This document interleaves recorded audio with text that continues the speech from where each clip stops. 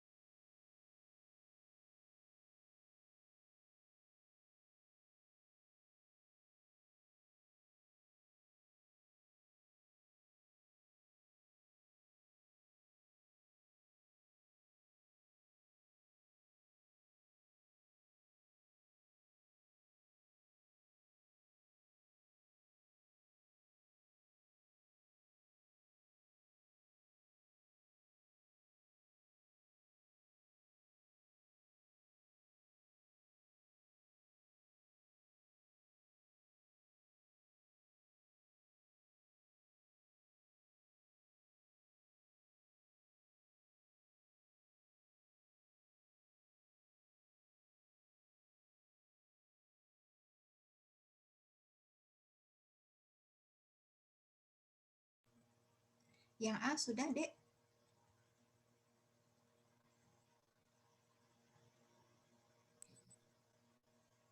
Sudah, Bu. Udah, berapa dapatnya, Fikri? 0,17, Bu. 0,17. Yang lain gimana? 0,17. Katanya Fikri begitu. Yang lain ada masalah nggak? Ini kan dijumlahin dulu semuanya ya. Untuk karena kita butuh N-nya tadi kan ya. Jadi kita jumlahin dulu semuanya. Nah, jangan sampai nanti kadang-kadang ada yang salah jumlahin nih di sini. Ini hasil penjumlahannya berapa yang merespon semuanya ada berapa sih? Kalian gitu nggak? 1205. 1205. Yang mereviews?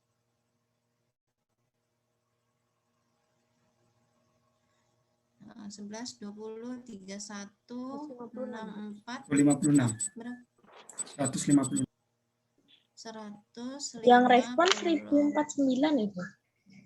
Oh, 1049. Ayo coba minta tolong dicek yang ngerespon ya. Tadi Ya, Bu, 1049. Totalnya, Bu. Oh, alah, ininya gini. Gitu ya. Nah.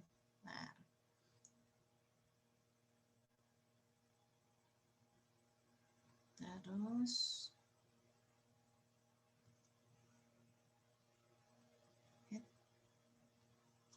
1049 gitu. 1205. Oke. Jadi yang A ini kan diminta kita ngitung probability subjek yang terpilih itu seseorang yang berusia 60 dan lebih dan merespon. Berarti sebetulnya kalau dari tabel enak nih ya kita lihatnya, tinggal 202 dibagi 1205. Ini hasilnya 0,17, betul? Iya, Bu, benar. Oke, sip. Kalau nggak pakai tabel, caranya tinggal probability orang yang berusia di atas 60 ya berarti 202 per 1205. Terus diapain? Dikalikan. Kok 202 sih? Berarti yang usianya 60 atau lebih itu ini apa namanya? 251 ya, harus dijumlahin semuanya. Tapi memang lebih enak kalau pakai tabel kayak gini sih.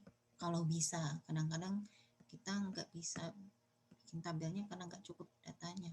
278 ya. Terus 275 nggak kelihatan.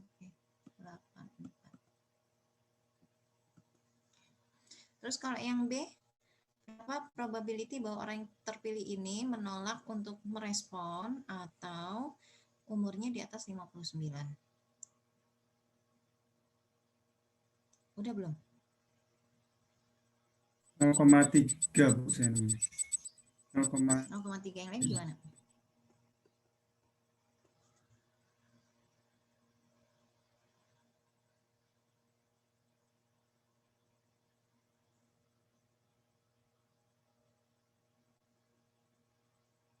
Berarti kan yang dihitung atau ya? Iya, Bu, iya, Bu. Oh, bisa dibalikin. Saya tadi mau nyari yang reviews ada berapa terus kehapus. Nah, atau jadi yang reviews itu kan 156 sama ini yang dihitung sama sama yang mana, Dek? Ini ya, ini atau ini? Yang bawah. Yang atas, Bu. Bawah atau atas? Saya yang bawah dulu baru dikurangkan. Gitu. Boleh juga pakai ini ya. Tadi kan A atau B ya. A plus B dikurangi A N B. Benar, dikurangi A irisannya. PA tambah PB dikurangi PA dan B ya. PA-nya itu PA-nya yang 202 per 1205. PB-nya berarti yang reviews itu kita hitung totalnya ya. 251 per 1205 dikurangi PA dan B. PA dan B-nya berarti 49 dibagi 1205. Kalau dari tabel sih sebetulnya tinggal ini aja dijumlahin ya. Atau oh iya benar. 251 dibagi 1205 gitu ya. hasilnya 0,3.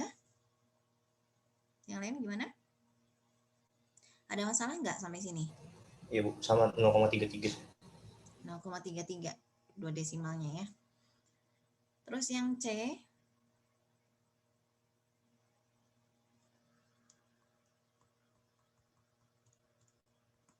yang C gimana? Temukan probability bahwa orang yang terpilih itu menolak untuk menjawab atau berusia di bawah 22 atau lebih tua dari 59. Bu, maaf Bu, bertanya Bu.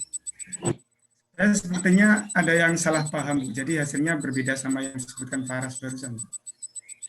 Oh, Faras tadi Yang 0,33. saya nemukannya 0,297. Oke, 0,297. Yang lain selain Faras dan Fikri tadi jawabannya apa ya? Raihan? Saya 0,33. Sasa 0,33 sama kayak Faras ya. Kalau gitu Fikri dicek lagi hitungannya ya. Tadi sama nggak dengan yang saya jelaskan? Saya kurang nangkap sih Bu yang dari Bu tadi. Saya nyarinya itu kan ditanyakan itu menanyakan berapa peluang dari yang mereviews dan atau yang di atas 60. Nah, sedangkan di situ kan ada irisan antara yang review sama di atas, maksudnya di atas 59. Itu 49 gitu. Oh iya benar, kok tadi nggak ada yang ngoreksi saya sih, yang reviews kan yang dihitung bukan 49 ya, tapi 156 ya, ya kan? Iya Bu. Yang reviews itu semuanya ada 156 ya, per 1205, ya kan? Yang reviews.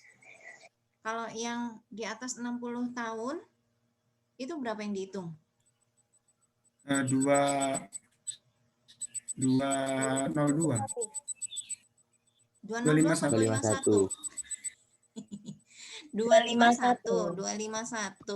per 1205. Sip. Baru dikurangi sama irisannya.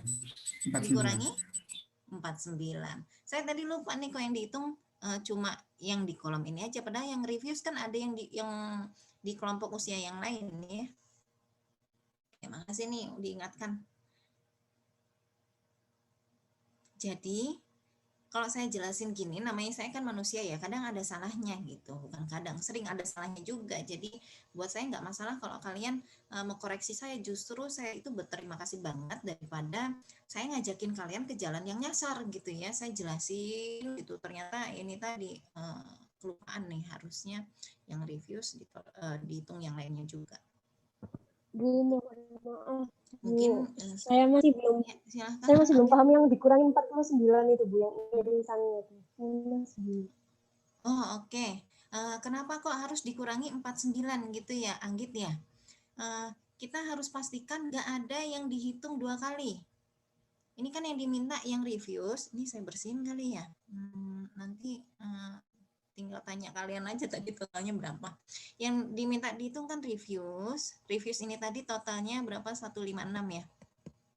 Review sama di atas umur 59. Berarti kelompok yang ini ya. Ini 251. Tapi waktu kita ngitung reviews 156 kan dihitungnya sampai sini nih, sampai ke sini. Berarti si 49-nya udah dihitung. Terus waktu kita ngitung probability responden, probability orang yang terpilih dan berusia di atas 60, 251 ini si 49 dihitung lagi. Jadi kan ada penghitungan ganda gitu. Jadi harus dikurangi dengan 49. Oke Bu, sudah paham Bu. Udah jelas ya. Ya, terima kasih. Nah, terima kasih kembali. Atau kalau dari tabel kayak gini udah kelihatan sih sebenarnya ya, mungkin kalau pakai formulanya tadi, ini masalah preferensi ya Dek ya. Kalau pakai formulanya pakai rumus tadi sebetulnya kita tinggal hitung yang reviews berapa, yang di atas 60 berapa, dilihat irisannya ada apa enggak gitu kan, udah jelas. Cuma pada saat ngitung tabel gini, ini yang dijumlahin ke kanan berapa, jumlahin ke bawah berapa, nih kadang-kadang kita miss nih yang irisannya ini. Ada lagi yang masih bingung gimana cara penghitungan yang B?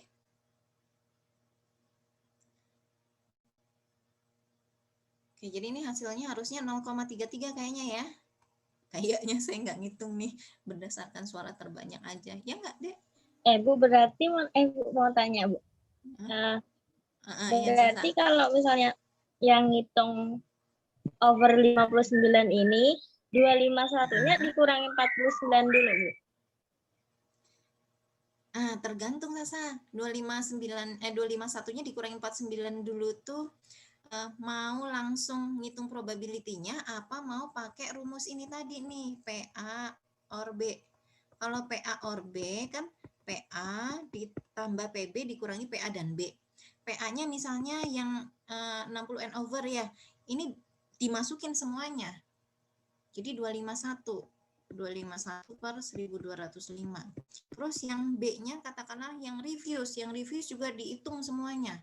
Hitung semuanya dapatnya 156 dibagi 1205. Tapi ini jangan lupa dikurangi dengan irisannya 49 tadi, 49 per 1205.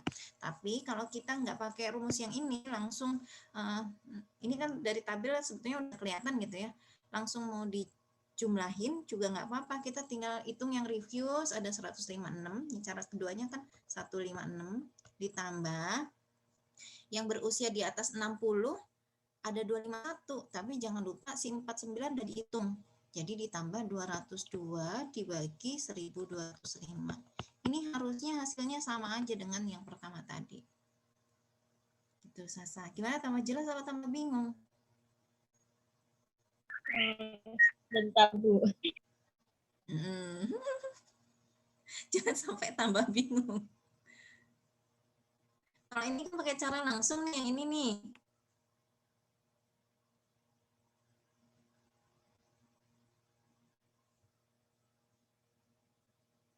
Saya bersihin aja ya, biar kelihatan jelas. Nah, yang diminta menolak atau berusia di atas 59. Jadi ini kita hitung sama yang ini. Set. Kalau pakai cara langsung, nggak pakai rumus.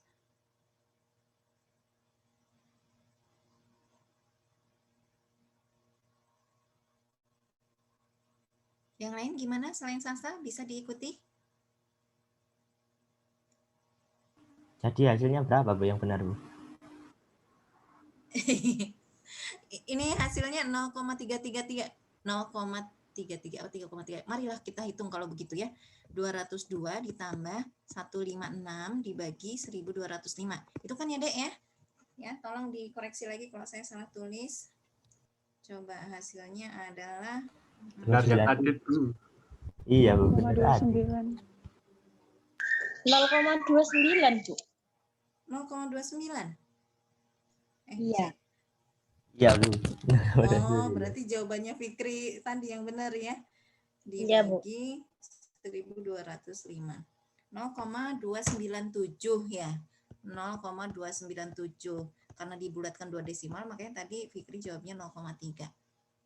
Nah, kalau gitu yang tadi jawab 0,33, masalahnya di mana, Dek? Saya belum dikurangin irisannya Bu. Oh alah, ya. Jadi si 49-nya ini dihitung 2 kali ya. Iya, Bu. Oke. Udah bisa dipahami? Bisa, Bu. Kalau gitu kita lanjut yang C ya. Kita mau ngitung probability orang yang mereviews or nih ya, kata kuncinya or ya. Atau di bawah 22 atau lebih dari 59. Kalau dari tabel langsung, ini kita pakai cara gampang dulu, baru pakai rumus deh ya. Yang menolak kita hitung dulu semuanya. Berarti kan ada 156 ya. Terus di bawah 22.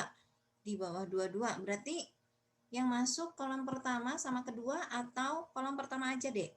Kolom pertama saja, Bu. Kolom pertama saja. Nah, ditambahinnya sama 84. Gitu kan ya? Ya enggak? Iya, Bu. Enggak. Kenapa enggak? Belum dikurangin sama 11 ya Bu, reviews. Iya, 11-nya udah dihitung kan ya. Ini kita pakai cara iya. gampang dulu, belum pakai rumus ya. Nanti kita pakai rumusnya juga. Terus ditambah atau lebih tua dari 59. 2, 5, 1. Itu kan? Ya enggak? Ya, Ya, Bu. Enggak. kurang irisannya. Kalian itu gimana sih? Ditipu 202. sekali mau aja. Dibagi 1.205. Berapa nih? Kenapa, Dek? Kok yang dimasukin 202 aja? Yang ini juga yang kurang dari 22 yang dimasukin cuma 73 aja. Udah masuk yang Nanti. Bapak. Udah masuk yang reviews, biar nggak dihitung 2 kali. Berapa hasilnya nih? 0,36, Bu. 0,36. Nih, tolong dicek nih hitungannya, saya nggak pakai kalkulator. Ya, bener ya? Betul, Bu. Sip. Kita coba pakai rumus. Berarti, gimana caranya biar cukup ya? Harusnya slide baru sih. Sip, sebentar. Bu, kayaknya saya boleh menyanggah nggak, Bu? Iya, boleh, silakan. Itu kan a market researcher is not interested in refusals or subjects di bawah 22 dan atau di atas 59. Jadi market researcher-nya itu nggak tertarik sama yang pertama itu, dia nggak tertarik sama yang refusal. Artinya dia nggak tertarik sama dari 100 berapa tadi? Total semuanya kan, Bu? 0,36 Ya. itu tadi ya. Ya, terus dia juga nolak subjek yang di bawah 22 atau di atas 59. Oh, itu tadi baru hitungan pertama ya, Bu? Emang hasilnya harusnya 0,36. Cuma ini tuh cuma pengantar nih, Paras nih.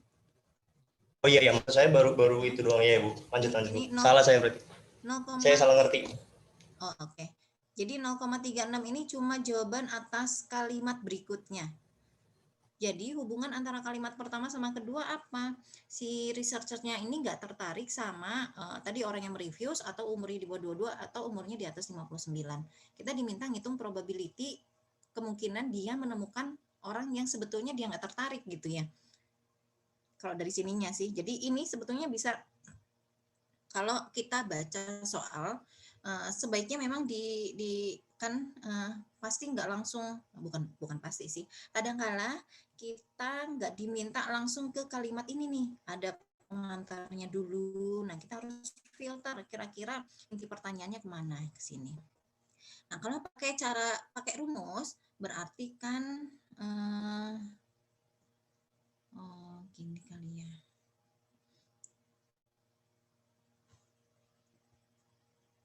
Mana tadi soalnya?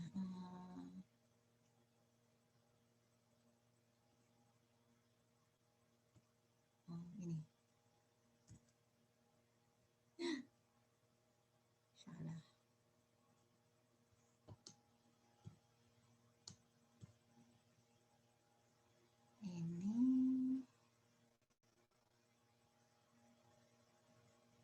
Sebentar. Saya pernah lihat fitur whiteboard.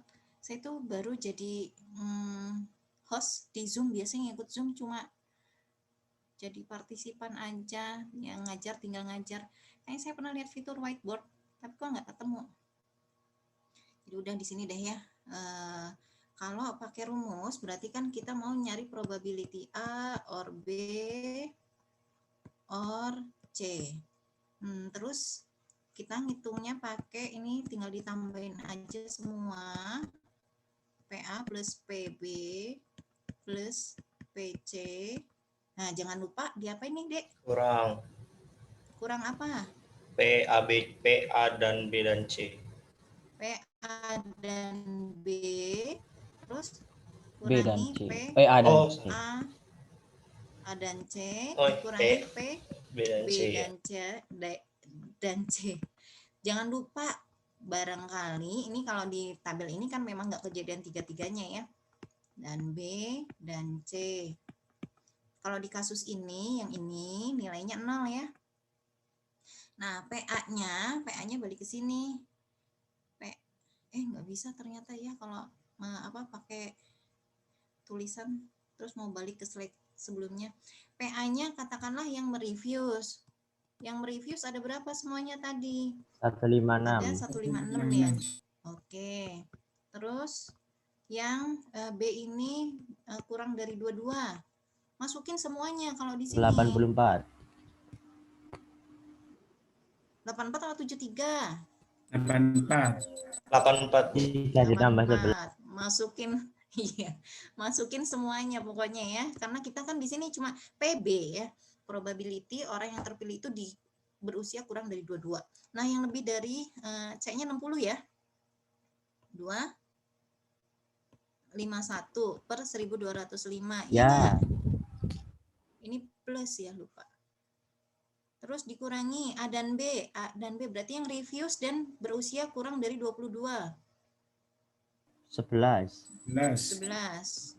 Terus A dan C. A dan C lebih dari 60 dan merefuse. 49. 49. 49 per 1205. Terus B dan C kurang dari 22 dan lebih dari 60. 0. 0. Jadi yang ini probability-nya 0, yang ini juga probability-nya 0 ya. Udah, hasilnya berapa nih? Sama nggak kayak tadi? Sama, Bu. Udah dihitung belum? Udah. 0,36 ya. Harusnya sama. Oke, ada yang mau ditanyakan sampai sini?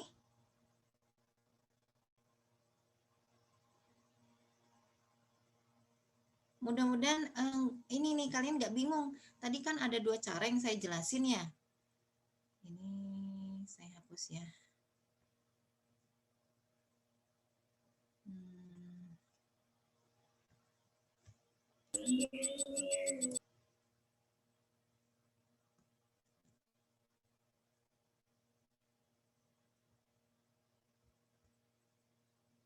Tadi ada 2 cara yang dijelasin. Yang pertama langsung aja lihat di tabelnya, nggak pakai ini maksudnya. PA tambah PB tambah PC dikurangi irisannya. Jadi langsung dihitung total orang yang masuk kelompok ini. Mudah-mudahan kalian nggak bingung. Ya sebetulnya sih supaya nggak bingung, kalian tinggal, kalau saya sendiri ya, waktu zaman SMA itu kan kalau kita ikut bimbel suka diajarin cara cepet gitu ya. Tapi dengan cara cepet saya suka bingung dan lupa gitu. Jadi saya pilih cara yang biasanya saya pakai, tapi karena sering dipakai jadinya saya punya cara sendiri untuk menyelesaikan dengan lebih cepat. Nah, jadi yang penting konsisten aja. Kalau pakai dua-duanya malah jadi bingung gitu. Jadi silakan disesuaikan dengan preferensi kalian. Ada yang ditanyakan dulu sebelum kita lanjut? Izin bertanya, Bu. Ya, silahkan Fikri. Nanti andaikan kita udah nemu, kita dapat soal gitu ya, Bu. Nah, kita nanti sarankan pakai yang sesuai rumusan tadi atau langsung cepat aja nggak masalah, Bu? Langsung cepat nggak masalah. Masalahnya gini deh. Karena ini online ujiannya ya, Fikri ya. Terus gimana caranya kalian meyakinkan saya bahwa kalian ngerjain sendiri kalau nggak ada caranya gitu loh. Ya kan, kalau di statistika ini kan banyak cara untuk kalian dapetin hasil. Jadi kalau kalian langsung kasih jawaban akhirnya, saya tuh daya imajinasi saya itu kemana-mana. Ini kalian ngerjainnya dari mana ya? Apa dari teman, apa dikerjain siapa, atau dari Excel langsung cemplung. Ya saya tahu sebetulnya beberapa soal bisa diselesaikan pakai Excel, tapi saya mengasumsikan kalian itu ngerjainnya kayak di kelas aja. Kalau di kelas kan pakai cheat sheet, tulis manual, pakai kalkulator itu boleh, tapi nggak pakai komputer. Jadi itu kelemahannya Fikri. Jadi mungkin kalau kalian langsung jawab atau kalian harus tunjukkan kalau ternyata nanti mungkin ngisinya ya, Bu boleh nggak nanti langsung diisi 0,36. Nah kalian tunjukkan 0,36 ini dapatnya dari mana ya. Harusnya ada hitungan 73 tambah 202 tambah 156 dibagi 1205 sehingga didapat hasilnya 0,36 gitu. Oh, baik. Yang saya maksudkan tadi yang cara yang itu, Bu, yang apakah perlu sesuai pedoman rumus tadi ataukah menggunakan langsung yang 73 plus ini itu boleh, yang saya maksud itu. Oh, boleh, tapi jangan langsung hasilnya. Oke, siap, Bu. Berarti ya tetap harus ada asalnya dari mana gitu ya, Bu ya. Biar saya nggak suudzon. Ya. Ada lagi yang mau ditanyakan? Oke, lanjut kalau gitu ya. Kita lanjutkan dengan aturan perkalian dari probability yang digunakan untuk menentukan probability kejadian A dan kejadian B, ya, yaitu probability di mana dua peristiwa terjadi secara berurutan atau terjadi secara bersamaan. Kalau peristiwa A terjadi duluan, baru kemudian peristiwa B, dan kejadian A ini mempengaruhi kemungkinan terjadinya kejadian B, maka perlu ada penyesuaian probability kejadian B sebagai hasil dari kejadian A. Nah, PA dan B ini notasi untuk probability kejadian A dan B di mana A itu terjadi lebih dulu. Kalau zaman SMA mungkin biasanya yang suka keluar soalnya tuh diminta menghitung probability kalau kita mau ngambil dua bola dari suatu kotak, ya. Probability bola pertama itu berwarna merah, bola kedua berwarna biru berapa? Kalau misalnya bola yang kita ambil nggak dibalikin lagi. Ingat nggak soal-soal semacam Ingat, kayak Bu. gitu? Iya. Kalau nggak dibalikin lagi, berarti kan probability kejadian A mempengaruhi kejadian B. Kenapa? Kan Berkurang. jumlahnya beda, Coba. berkurang. Iya, benar. Karena jumlahnya beda. Kalau dibalikin lagi nggak mempengaruhi gitu ya. Kalau nggak dibalikin mempengaruhi karena jumlahnya beda. Jadi sebetulnya konsepnya sama aja dengan yang kalian pelajari di SMA. Mudah-mudahan jadi lebih ingat lagi ya, bukan jadi tambah bingung. Nah, kunci penting dari probability bersyarat ini nama spesifiknya probability bersyarat ya, probability kejadian B setelah A terjadi. Tadi kalau A-nya ditulis duluan ya. Kunci pentingnya kita harus memperhitungkan fakta bahwa A itu sudah terjadi lebih dulu baru kemudian menentukan probability B ya. Karena dua kejadian ini terjadi secara berurutan. Notasi PB RIS A ini menunjukkan probability kejadian B setelah terjadinya kejadian A gitu ya. Ada juga yang nulisnya pakai garis miring. Jadi intinya notasi seperti ini menunjukkan probability kejadian B setelah A terjadi. Aturan dari perkalian ini kita bisa gunakan untuk menghitung probability dua kejadian tadi ya. PA dan B tinggal PA dikalikan dengan probability kejadian B setelah A terjadi. Nah, kalau kejadiannya tidak saling mempengaruhi, ya tinggal PA dikalikan B aja. Tadi kata kuncinya kalau dan kan tinggal dikaliin aja probability-nya. Hanya pastikan kalau ketika kita mengalihkan pengaruh kejadian A terhadap B itu sudah diperhitungkan. Kalau A dan B ini adalah kejadian yang independen, maka probability kejadian B setelah A terjadi ini sama dengan probability B. Ya, jadi itu yang perlu diperhatikan ketika menentukan probability kejadian A pada kejadian pertama, baru kemudian menentukan kejadian B. Pastikan bahwa pengaruh kejadian A terhadap probability kejadian B ini sudah diperhitung. Peristiwa atau kejadian A dan B adalah independen kalau satu kejadian tidak mempengaruhi probability kejadian yang lain. Kemudian dependen ini kalau probability satu kejadian mempengaruhi probability kejadian yang lain. Kayak tadi, kalau kita diminta untuk ngambil bola dari suatu kotak, kemudian bolanya nggak dibalikin, berarti kejadiannya itu dependen karena probability bola kedua yang terambil itu dipengaruhi oleh atau bergantung pada bola yang pertama yang kita ambil. Sementara kalau dikembalikan kejadiannya independen. Nah, ini aturan perkalian bisa kita tunjukkan atau bisa kita hitung menggunakan langkah-langkah ini. Ya, kita mau menentukan probability dua kejadian, dilihat dulu nih A sama B-nya independen atau enggak. Kalau A dan B-nya independen ya tinggal dikaliin aja, PA dikalikan PB. Tapi kalau dependen artinya kejadian B ini probability-nya dipengaruhi oleh kejadian A, kita harus memperhitungkan pengaruh kejadian A terhadap kejadian B.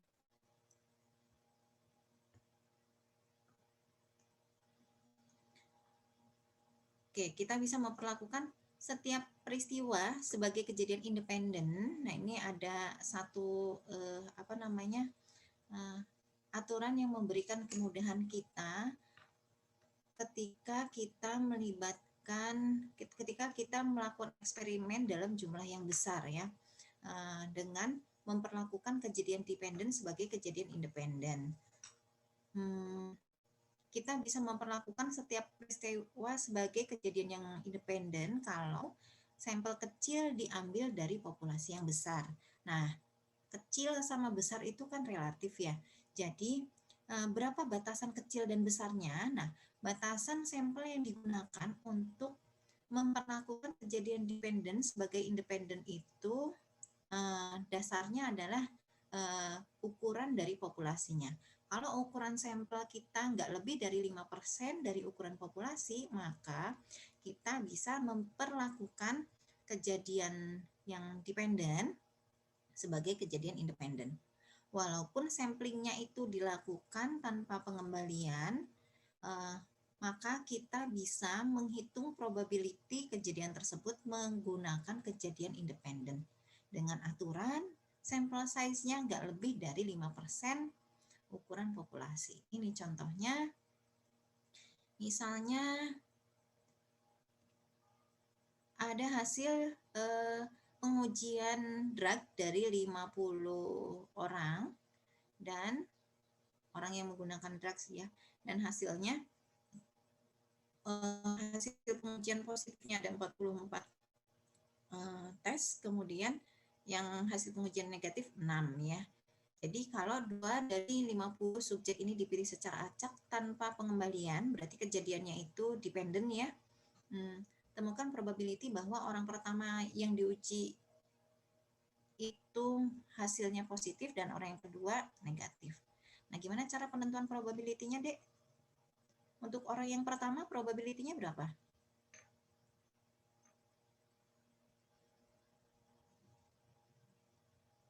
Paham nggak pertanyaannya? Enggak, 4/5. Oke, ada yang paham, ada yang nggak paham. Ternyata tadi udah ada yang jawab sebetulnya.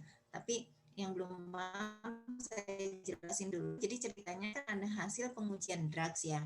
Yang hasilnya positif itu ada 44, yang negatif 6. Nah, cuma kan kita nggak tahu 44 sama 6 ini punya siapa. Terus ceritanya kita mau milih 2 subjek dari 50 secara acak. Nah, kalau orang yang pertama yang kita pilih punya hasil yang positif, itu probability-nya berapa? Kita milih 1 orang, terus hasil tesnya dia positif, probability-nya berapa? 40 dibanding 50. 44/50. Yang tadi belum paham sudah bisa Ya, paham? Bu. Ada 50 nih, udah bisa ya. Orang yang pertama 44/50. Terus kan kita nggak balikin ya. Nggak balikin hasil tesnya karena ini without replacement, berarti kejadiannya dependent. Terus orang yang kedua, kita tadi baru ngambil 1 subjek. Kita mau ngambil subjek yang kedua. Probability orang kedua ini hasil tesnya negatif 6/49, Bu. 6/49. Kenapa? Karena tadi yang 1 udah kita ambil. 6/49. Nah, ini hasil. Kurangi 1 itu ya, Bu ya? Iya, betul. 50 dikurangi 1. Karena ini tanpa pengembalian, berarti kejadiannya dependent. Nah, probability terpilihnya orang kedua punya hasil negatif dengan syarat tadi ya, setelah kejadian yang pertama, orang pertama punya hasil tes positif, itu kan nilainya sama dengan 6/49. Jadi ini hasil penghitungan probability-nya 44/50 dikalikan 6/49. Sampai sini ada yang mau ditanyakan dulu? Tadi kan rumusnya kayak gini nih. A sama B-nya independen atau enggak? Dependen kan ya, karena tanpa pengembalian. Jadi PA dikalikan PB setelah A terjadi. PA-nya tadi probability kita dapetin orang pertama dengan hasil tes positif. Yang hasil tes positif ada 44, totalnya 50. Jadi 44/50. Nah, karena 1 tes udah diambil, maka probability terjadinya kejadian B ini terpengaruh oleh kejadian A. N-nya jadinya bukan jadinya bukan 50, tapi tinggal 49 karena kita udah ngambil 1. Tuh, ada yang mau ditanyakan? Izin bertanya, Bu. Ya, silahkan Fikri. Dari slide sebelumnya kan dijelaskan kalau andaikan di bawah 5% itu boleh jadi independen. Berarti untuk kasus ini boleh jadi independen ya, Bu? Yes. Nah, Namun kalau seperti untuk ini, Bu, kasus kalau gimana, itu kan Fikri? berarti kan boleh kan Bu dianggap berarti kan boleh kan Bu dianggap independen. Nah, tapi Oke. kan itu bisa kita lihat andaikan mungkin bisa dilanjut dulu, Bu. Ini benar nggak bisa dianggap sebagai kejadian yang independen? Kita harus cek dulu ya. 2 ini benar nggak kurang dari 5% dari 50? 5% dari 50 berapa? 2,5. 2,5. Jadi boleh nggak kita perlakukan sebagai kejadian yang Berdasarkan independen? rasio boleh, Bu. Boleh. Kalau kita perlakukan sebagai kejadian independen, cara penghitungan probability-nya gimana? Enggak dikaliin sama PB garis miring A. Beda Jadinya hasilnya. 44 per Jadinya 50 hasilnya, dikali 6 per 50. Iya, iya. 6 per Iya, ya, benar. 50. 6 per 50. Saya juga jadi hasilnya adalah 266. Hah? Ya nggak? 266 per ini nggak?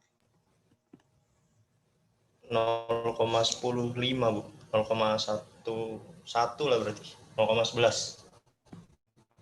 Oke, 0,105 hasilnya ya. Selisihnya itu di 3 desimal. Memang kalau kita ngambil cuma 2, ini kan sebetulnya saya balik ke,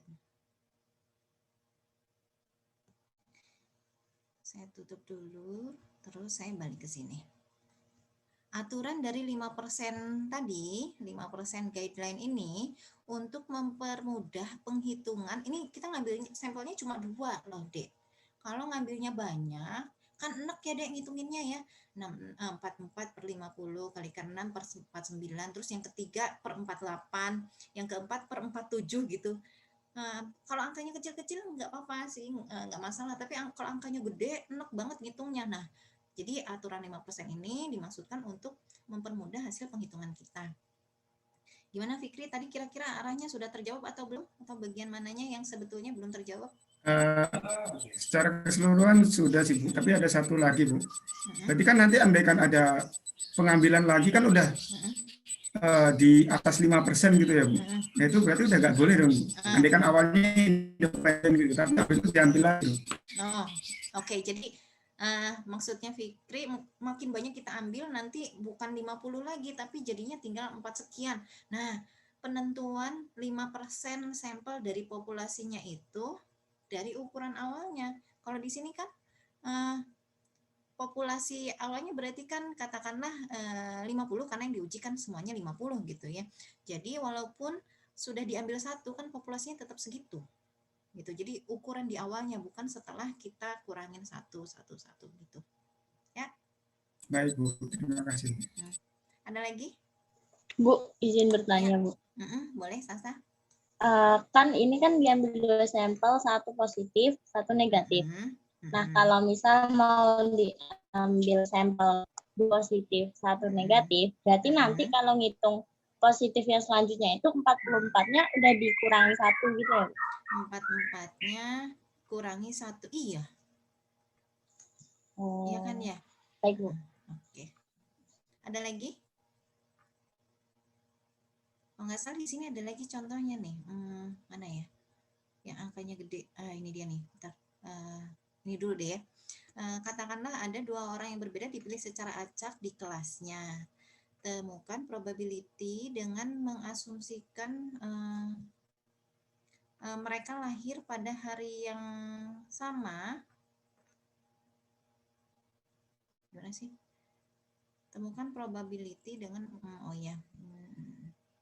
terus yang A, kita diminta menghitung probability 2 orang lahir pada hari yang sama dalam 1 minggu. Maksudnya sama-sama hari Senin, sama-sama hari Selasa gitu ya.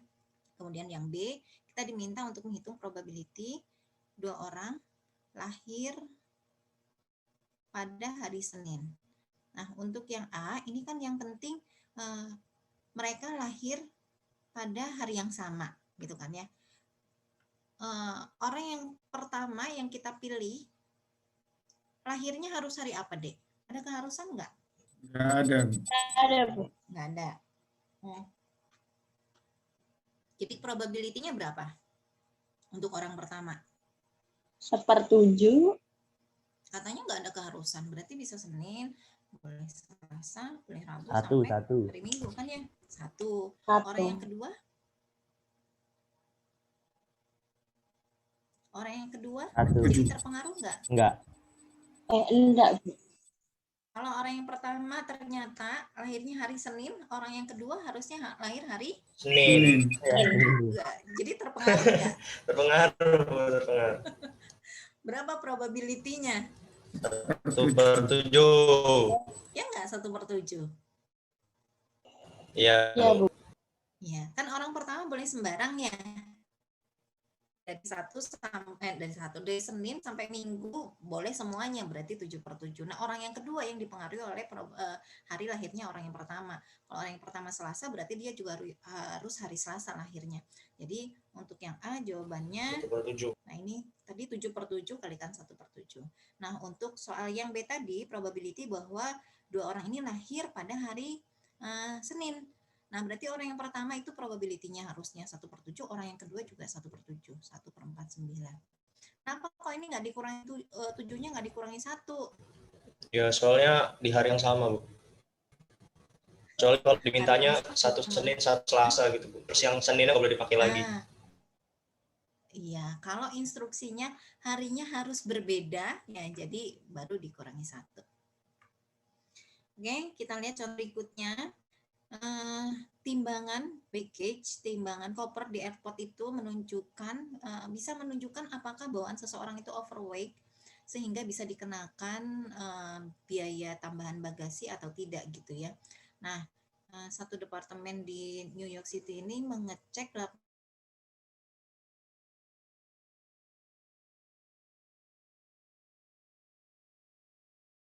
800 efek.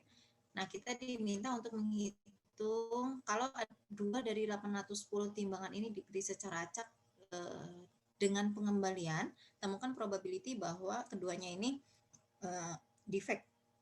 Ini kejadiannya dependen atau independen?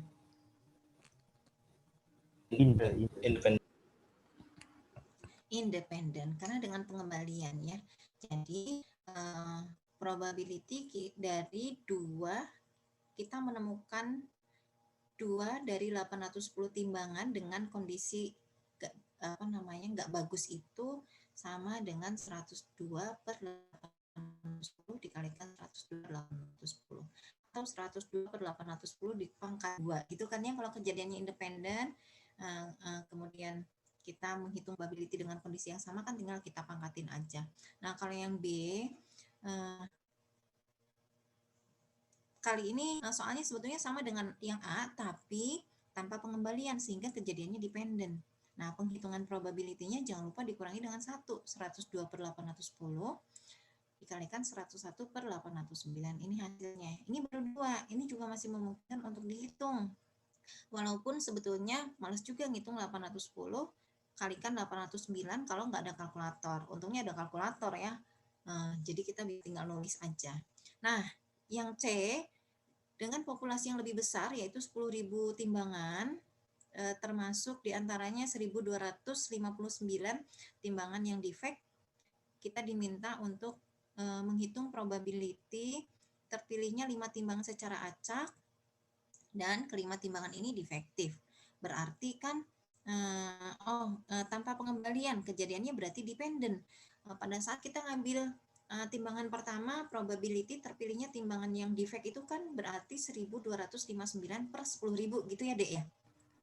Timbangan yang kedua probability-nya berapa? Sama. With ya. replacement. 1,258/999. Iya, 1,258/9999. Timbangan yang ketiga? 1,257/9998. Oh iya, benar, gitu ya. Gitu seterusnya kan ya sampai kayak gini kan ya. Iya, Bu. Keriting kan ya angkanya Nah, ini kejadiannya dependent. Kita cek dulu nih, 5 dari 10.000 itu memenuhi aturan 5% guideline tadi itu enggak. 5% dari 10.000 itu 500. Oh, kalau cuma 5 timbangan mah berarti kita bisa memperlakukan kejadian dependent ini sebagai kejadian independen. Jadi tinggal 1.259 per 10.000 dipangkatin 5. Ini kan lebih gampang hitungnya ya, Dek ya. Dan hasilnya ternyata cuma beda di tuh agak 4,6 desimal ke 7. Itu. Ini penggunaan guideline atau pedoman 5% tadi. Kalau cuma 2 mah hitung aja manual. Ya walaupun bisa juga sih, cuma akan lebih terasa manfaatnya, bedanya lebih sedikit kalau kita ambil sampelnya itu lebih banyak. Ada yang mau ditanyakan sampai sini? Bu, mau izin tanya Bu, tadi ngitung Ya, 5%-nya gimana Bu? Nah, ini kan populasinya 10.000. Aturannya tadi kan kita boleh memperlakukan kejadian dependen sebagai kejadian independen kalau sampelnya 5%. 5% dari 10.000 itu 500. Nah, kita ngambil iya. timbangannya cuma 5. Gitu ya. Ya, terima kasih Bu. Oke, terima kasih kembali. Nah, silakan dicoba deh kalau nggak ada yang ditanyakan. Mungkin dengan coba mengerjakan sendiri, jadi lebih kebayang. Kalau bingung juga bisa ditanyakan.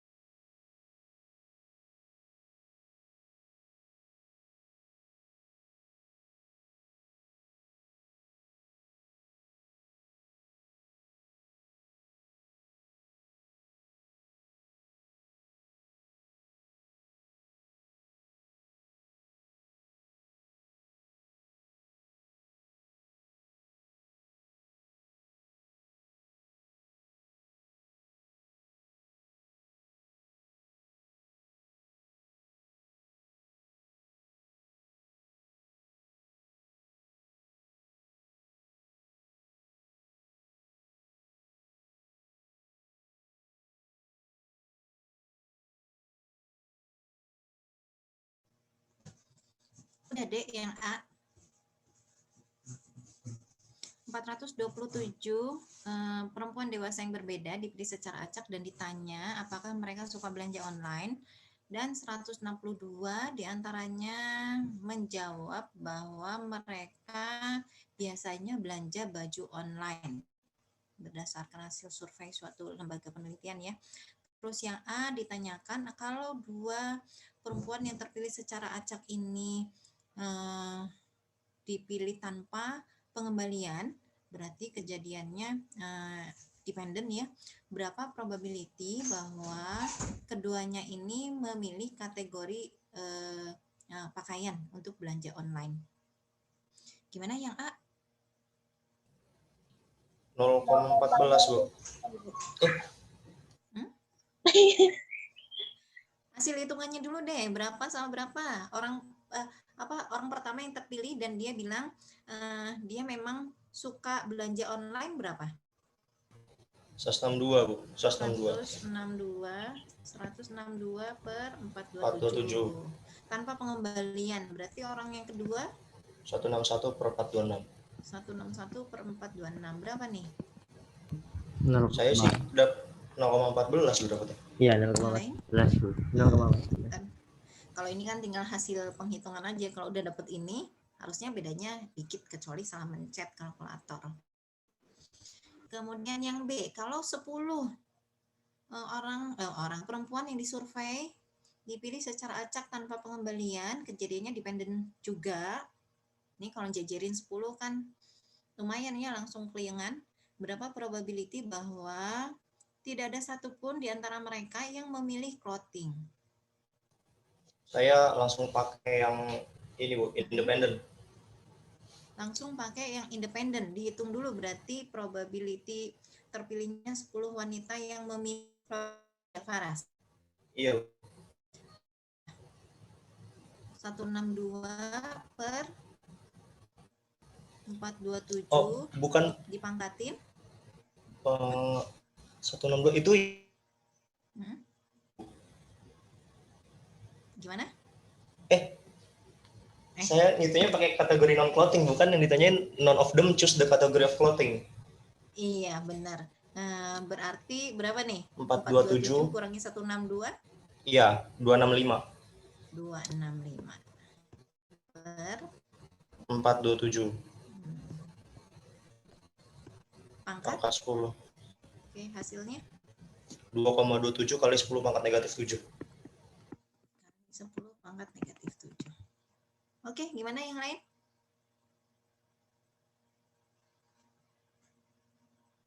Ada masalah di sini? Yofi? Oh itu Bu. Kalau pakai yang independen, pakai yang dependen nggak ada cara cepat kan Bu? Biar nggak panjang-panjang gitu loh Bu. Iya, makanya panjang. Kamu jejer sampai 10 pakai cara dependen. Makanya ada 5% guideline tadi. Ya, kita perlakukan sebagai kejadian yang independen. Oh, udah deh selesai pangkatin 10. Tapi jangan lupa. Tadi kita lupa ngecek. Kita melewatkan ngecek lo ini bener nggak kurang dari 5% dari 427. Iya kan? 5% kali 427 tuh berapa? 21,35. Nah, berarti benar ya, 10 itu kurang dari 5%, jadi kita boleh 10 kurang dari 5% dari 427, maka kita boleh perlakukan sebagai kejadian yang independen.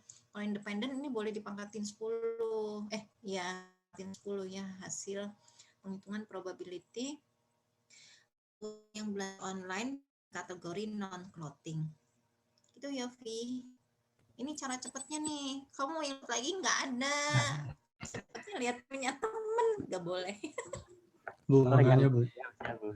Ya, silahkan Rusdi. Kalau misalnya yang 10 terus 10 yang dari non clothing terus 2 dari clothing itu gimana Bu? Dibuat juga pangkat 10 gitu.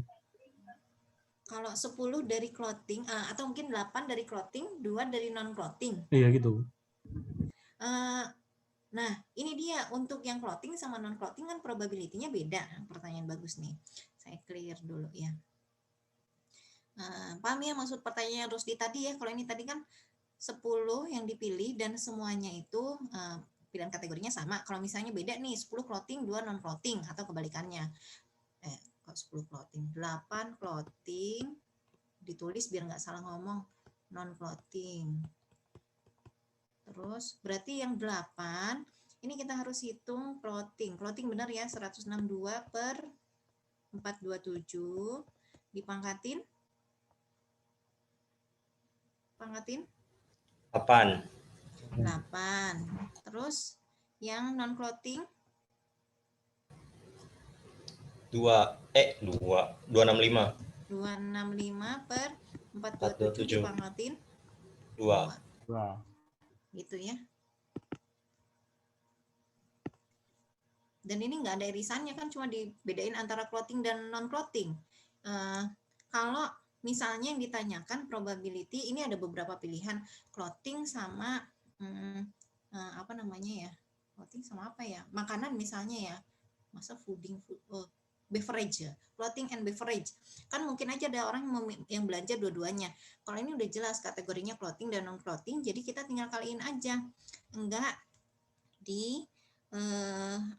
dikurangi dengan kejadian irisannya, karena kan clothing itu komplemennya dari non clothing, jadi pasti nggak ada irisannya, kita tinggal kalikan, udah selesai, amannya hasil penghitungannya. Gitu Rusdi, bisa dipahami nggak? Oh, berarti nggak perlu dikurang ya Bu yang 427-nya. Untuk yang ini untuk yang 265 dikurangi 427 kurangi 162. Bukan yang 47. Saya kira 427-nya dikurangi 8 lagi Bu gitu. Enggak, karena kan kita perlakukan sebagai kejadian independen. Oh iya. Ya. Kalau kejadiannya independen kita nggak kurang-kurangin lagi, tapi kalau dependen sama kayak yang ini yang A ini kan tadi kita kurangi 1 nih. Jadi harus konsisten juga. Mungkin maksudnya Rusdi karena yang satunya 2, satunya 8. Kuncinya gitu, kalau independen kita nggak kurangin lagi. Yang lain ada yang ditanyakan? Bu, saya izin bertanya lagi Bu. Ya, boleh Yofi. Bu, kalau yang irisan tadi kan kayak contoh yang pertama itu soalnya atau, jadi pengurangnya itu nanti ditambah semua. Kalau misalkan dan itu pengurangnya nanti ditambah atau dikali Bu? Pengurangnya kalau dan kan memang irisannya harus dua-duanya ya? Iya, dua-duanya. Iya, harus memenuhi 2 kondisi, berarti tinggal dikali aja. Tapi hasil pengalinya ini tadi, ya bener deng ya. Kok saya tadi ngomongin ke irisan ya? Hasil pengalinya ini tadi harus memperhitungkan apakah kejadian setelahnya itu dipengaruhi oleh kejadian yang pertama kali terjadi. Iya, kalau dan memang irisannya, Deng. Jadi kita nggak perlu kurangin lagi ya. Ya, makasih Yofi. Sudah diingatkan. Ada lagi?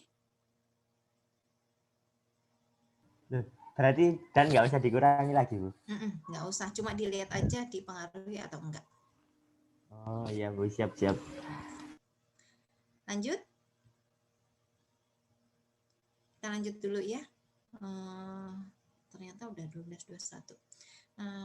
Untuk menentukan kemungkinan hasil dari prosedur tertentu untuk penentuan probability ya, kita juga bisa menggunakan diagram pohon kalau jumlah kemungkinannya itu nggak terlalu besar kayak gini. Ceritanya kita diminta untuk menentukan probability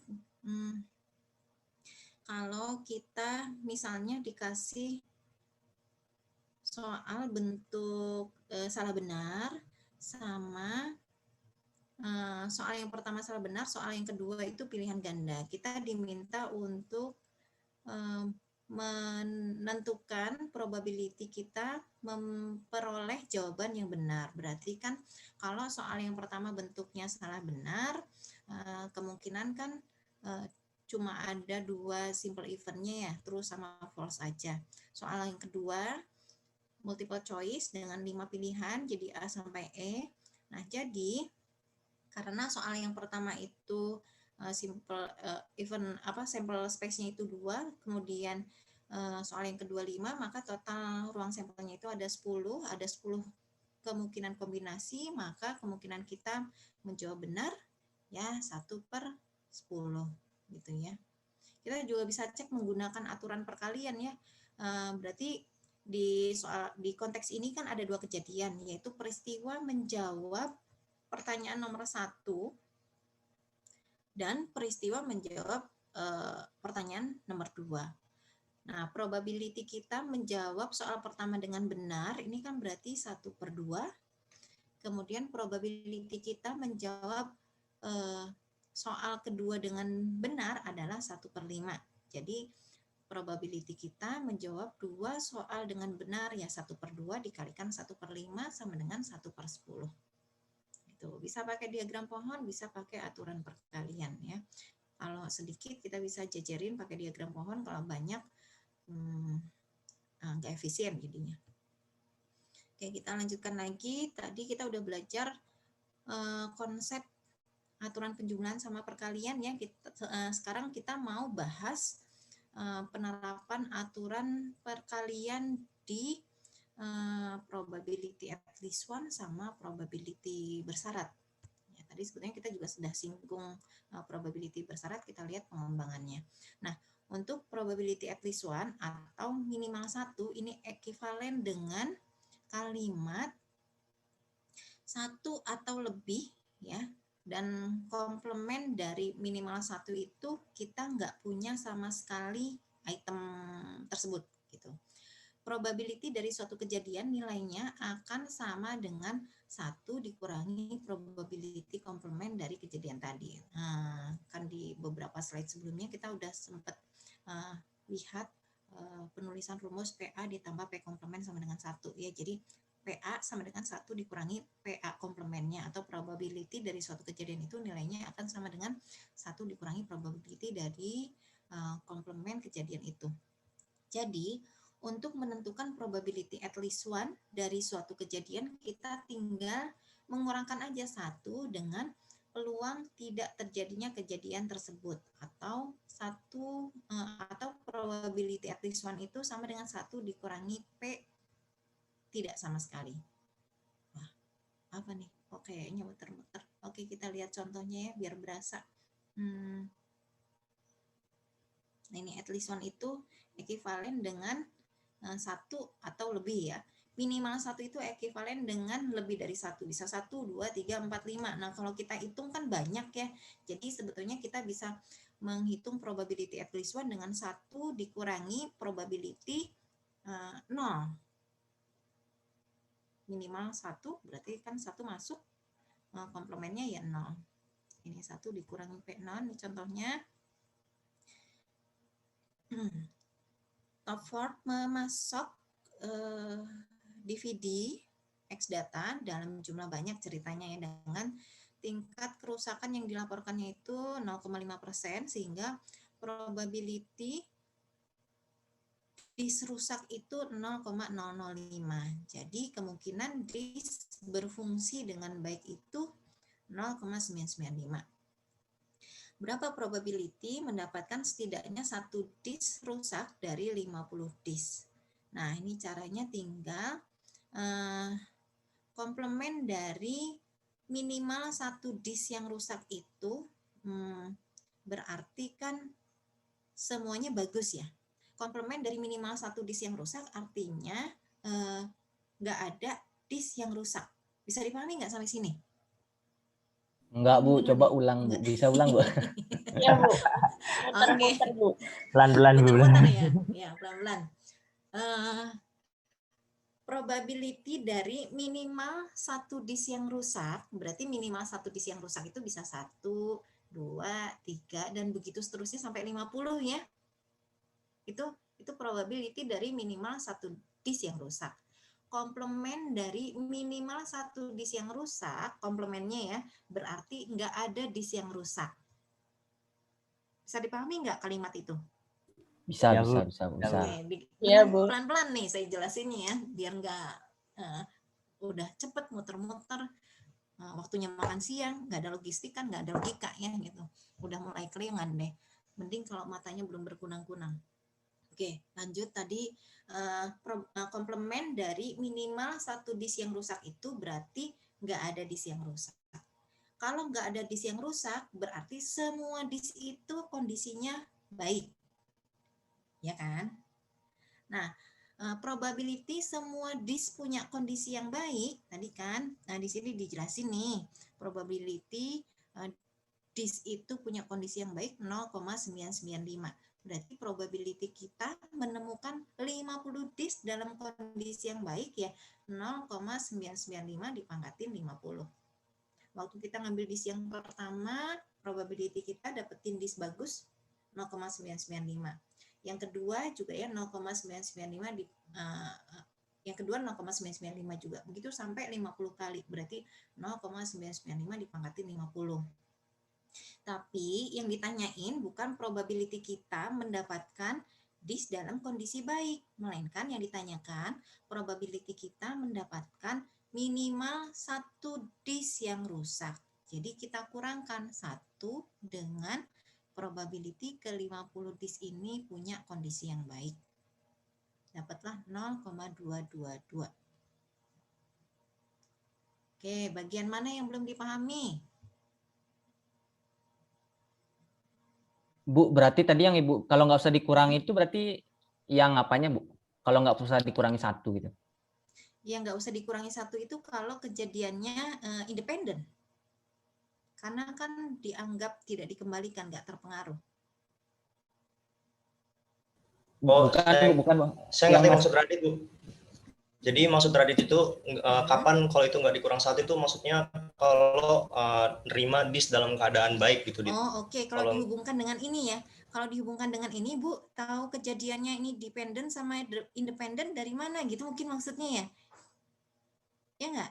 Ini kan kita ceritanya mau ngitung probability 50 disk yang terpilih ini semuanya, bukan, minimal ada 1 yang dalam kondisi tidak baik. Kalau nggak dikembaliin, kita ngambil 1 disk nggak dibalikin, berarti kejadiannya kan dependent.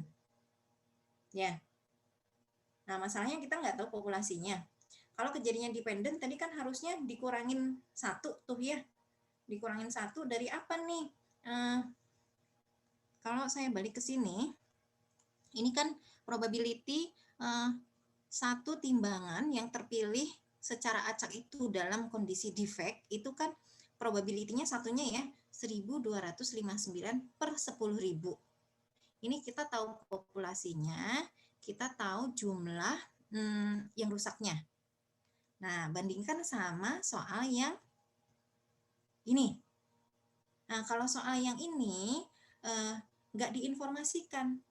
DVD yang di-report defect itu ada berapa, total populasinya berapa. Tapi dia sudah informasikan langsung probability kita menemukan DVD yang tidak berfungsi dengan baik dan yang berfungsi dengan baik. Nah, Bu, kalau kayak gini, apakah kita selalu memperlakukannya sebagai kejadian independen? Berarti kan kalau sebagai kejadian independen, si populasinya itu, si pembaginya kita nggak kurangi 1 lagi ya, karena di sini nggak diinformasikan, apalagi pasti berkaitan dengan populasi yang sangat besar. Nah, betul kita memperlakukan kejadian ini sebagai kejadian independen, sehingga N-nya nggak dikurangi 1, dan mana yang mau dikurangi 1 ya, jumlah populasinya aja nggak ada informasinya. Gitu, Radit. Bisa dipahami nggak maksudnya, atau bisa menjawab pertanyaannya nggak tadi? Bisa. Ya, Faras tadi gimana, Faras? Enggak, Bu. Tadi masih belum paham? Enggak, Bu. Cuman tadi ngelurusin pertanyaan Radit gitu maksudnya. Oh, oke, iya. Nah, ya khawatirnya punya pertanyaan yang sama ya. Kayak ini nih tadi ya, kok yang ini dikurangi 1 nih? Karena di sini kita bisa yang perlu diperhatikan di sini yang dikurangi 1 itu juga jumlah N-nya, ya jumlah populasinya. Nah, kalau di yang soal terakhir tadi sudah dihitungkan probability dari ini nih 1259 per 10.000-nya berapa gitu ya. Oke, ada lagi yang mau ditanyakan? Sampai sini bisa dipahami atau bagian mana yang perlu saya jelaskan lagi? Paham, Bu. Oke, jadi ini salah satu contoh pemanfaatan probability komplement suatu kejadian kalau memang dengan menghitung probability suatu kejadian itu cukup rumit. Kita bisa cari cara yang lain untuk mendapatkan probability suatu kejadian. Gitu ya. Kalau probability, misalnya kita diminta untuk menghitung probability kita mendapatkan maksimal 5 disk yang rusak. Gimana cara menghitungnya, Dek?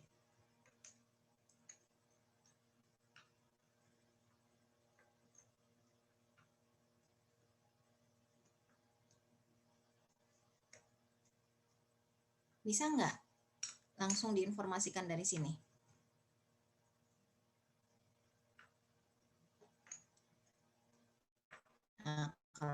harus pakai binomial. Nanti mungkin ada bahasannya. Kalau nggak salah sih ya ada. Saya cek di RPS. Itu kita ngitungnya pakai binomial. Oke, kita lanjut lagi ya. Dengan probability bersyarat, peluang bersyarat yaitu kejadian di mana kejadian lain diketahui, probability suatu kejadian ketika kejadian lain diketahui ada informasinya. Notasi probability bersyarat tadi ini ya, PB garis A gitu ya, sama dengan PA dan B dibagi PA. Probability A dan B terjadi secara bersamaan dibagi dengan probability kejadian A. Nah, ini sebetulnya juga formulanya sama kayak yang rumusnya sama kayak yang kita pakai di bahasan yang awal tadi. Untuk menghitung PA dan B, ini kan tadi kita kalikan aja di aturan perkalian ya. PA dikalikan PB setelah A terjadi. Nah, kali ini yang kita cari peluang terjadinya B setelah A terjadi. Gitu. Contohnya seperti definisinya seperti ini, probability bersyarat dari kejadian B setelah A terjadi bisa ditemukan dengan mengasumsikan bahwa probability A itu sudah terjadi, kemudian menghitung probability kejadian B. Nah, ini contohnya masih mengenai hasil pengujian drugs ya. Berdasarkan tabel ini, kita akan menentukan probabilitas bahwa subjek benar-benar menggunakan narkoba ketika diketahui hasil tesnya positif. Probability seseorang benar-benar menggunakan narkoba, kalau dilihat dari sini kan probability dengan syarat berarti ya hasil tesnya positif. Jadi probability bahwa seseorang benar-benar menggunakan drugs dan hasil tesnya positif kita bisa tuliskan dalam bentuk notasi seperti ini. Ya. Dan kita bisa hitung dengan membagi probability bahwa seseorang benar-benar menggunakan drugs dan hasil tesnya positif dibagi dengan probability subjek yang hasil tesnya positif. Jadi 44/1000 dibagi 134/1000 ini hasilnya. Bisa dipahami nggak bedanya aturan perkalian yang di awal sama probability bersyarat di sini?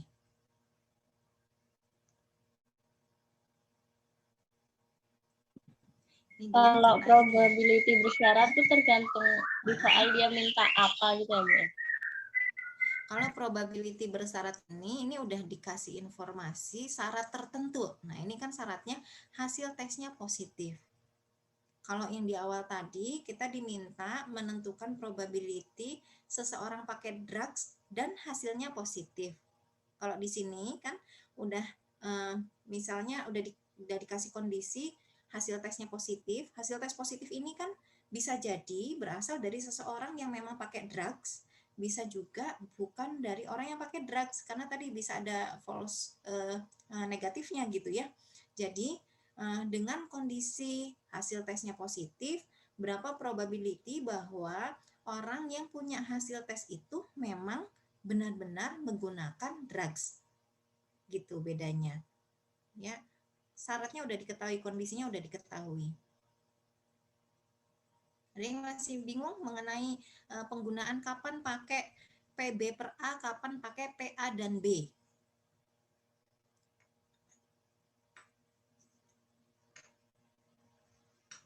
Oke, nanti mudah-mudahan kita sempat bahas soal lagi ya supaya lebih jelas lagi. Ini contoh latihan soalnya, diasumsikan bahwa tingkat kerusakan disk drive dalam periode tahunan itu 2%. Kalau data komputer kalian disimpan di hard disk, kemudian kopinya disimpan di second hard disk, jadi intinya kalian nyimpen data di 2 hard disk, berapa probability bahwa di sepanjang tahun itu kalian bisa menghindari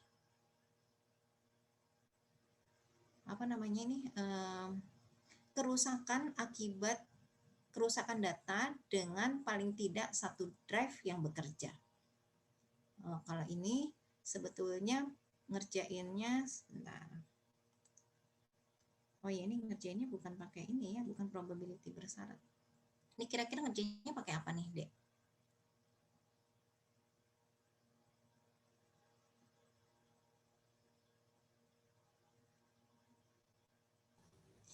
Komplementer, Bu. Komplementer. Kalau pakai komplementer gimana? Ini ceritanya tadi ya, tingkat kerusakan disknya 2%. Kemudian berarti, iya benar juga ya, kalau pakai komplement kamu hitung apa dulu, Faras? Nggak tahu, Bu. Saya mikir langsung komplementer aja, langsung 100 kurang 2 kan yang ditanya avoid catastrophe, Bu. Jadi 1 kurang 2%, jadi 98%. 98%. Itu kalau kita pakainya satu drive. Iya, satu Betul, drive. 98%. Kalau pakai 2 drive, kemungkinan kita mengalami kerusakan data berapa persen? 1 dikurang 2% dua. Ya. 1 dikurangi 98% pangkat 2, Bu. 1 dikurangi 98%. 98 itu kan Satu, kita menyelamatkannya. 1 dikurang 2% pangkat 2. Ayo yang mana? Yang lain. Jangan yang lain. Ini Yofi sama Faras ngomongin apaan sih? Aku udah kemana-mana pikirannya. Ayo yang lain. Ya, Bu, saya 2% pangkat 2, 1 dikurang 2% pangkat 2. Oke, yakin ya Faras ya? Yang lain ngerti Ya. nggak apa yang diomongin Faras? Atau jangan-jangan dari soalnya juga nggak ngerti? Saya sederhanakan nih ya kalimat soalnya ya. Ceritanya nih tingkat kerusakan drive yang kita punya kalau kita nyimpen data itu 2%. Jadi kita punya kemungkinan kehilangan data sebesar 2%, yaitu kalau disknya rusak. Berarti kemungkinan kita punya data yang aman itu 98%. Nah, tingkat kerusakan satu drive, tingkat hilangnya data kita kalau pakai satu drive tadi 2%. Kalau 2 drive berapa persen? 2% pangkatin 2 kan ya, 2% kali 2%. 2% pangkat 2. Itu tingkat kita kehilangan data. Berarti tingkat kita menghindari katastrofe, ya komplemennya, betul. 1 dikurangi 2% dipangkatin 2. Jadi 0,9996. Nah, kalau yang B, ceritanya disimpannya di 3 independent hard disk drive. Mungkin satunya disimpan di laptop, ada yang disimpan di komputer, sama satu lagi hard disk eksternal. Berapa probability kita bisa menghindari katastrofe dengan paling sedikit satu disk yang bekerja? Berarti kan yang bekerja bisa 1, bisa 2, bisa 3. Nah, kalau pakai yang komplement tadi kan untuk menghitung probability at least one, kita tinggal mungkin formalnya kayak gini ya. Tadi kan rumusnya probability at least one itu tinggal 1 dikurangi probability kalau nggak ada yang bekerja sama sekali gitu ya. Kalau nggak ada yang bekerja sama sekali, berarti tingkat kerusakan kita itu berapa nih? Dari 3 disk, 3-3-nya nggak bekerja. Probability-nya berapa? 2% pangkat 3. 2% pangkat 3. 2% pangkat 3. Jadi hasilnya 0,8 pangkat min 6. 8 kali 10 pangkat min 6. Ya. 1 Ya. dikurangi 0,00 gini ya. Kurang nggak nolnya? 0,2% tuh 0-nya 6, Bu. 0,02 ya. Nolnya 6. Nolnya 6.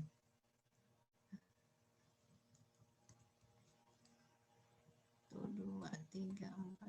Nolnya 6 apa 5? Hasilnya langsung aja, Bu. Oh ya wes, berapa? 9? Aduh, hasilnya 9-nya 0,9-nya 5 kali, Bu. 9-nya 5 kali Ya, baru 2. iya. Oke. Ini hitungannya kalian cek. Tetap Ini kayak gitu, nolnya Bu. 5. Tulisnya kayak gimana ya? Iya kalau kayak gini 2 desimal itu kan jadinya masa begini ya. Semua kalian tulis begini 1 min nanti boleh, nggak Bu. kelihatan angkanya. 1 min. Enggak boleh juga. Ya, Tadi kan kalau 0 plus gitu boleh, aja Bu. lah ya. Nah, ini kalau misalnya kalian diminta untuk ngitung probability ketiga disk nggak bekerja, itu kan berarti probability nonnya ini misalnya hasil akhirnya ya, ini kan ditulisnya 0 plus. Nah kalau kalian dibolehin ngitung 1 dikurangin 0 plus jadi 1 min, ini nggak ada sih di Triola ini. 0 plus ini untuk menunjukkan bahwa probability suatu kejadian itu mungkin ada, tapi kecil banget. Jadi kalau 1 min itu bikin aturan sendiri berarti. Ya, kalau untuk probability kalian tulis aja lah ya kayak gini ya, atau dalam bentuk 2, malah mending kayak gini nih, pakai yang ini nih. Nah, gitu ya. Oke, ada yang mau ditanyakan? Saya mau bertanya, Bu. Boleh, silakan. Nah, kenapa baru kepikiran?